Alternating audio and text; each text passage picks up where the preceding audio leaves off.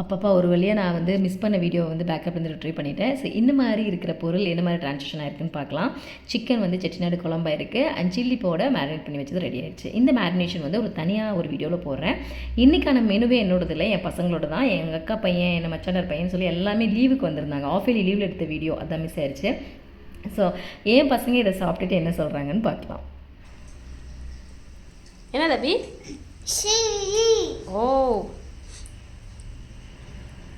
Okay, எல்லாம் taste பண்ணிட்டீங்களா? எப்படி இருக்கு? நல்லா இருக்கா? உப்பு காரெல்லாம் கரெக்டாக இருக்கா? ம் சரி.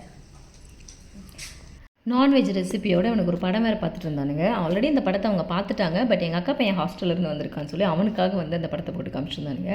லப்பர் பந்து படம் தான் பார்த்துருந்தானுங்க.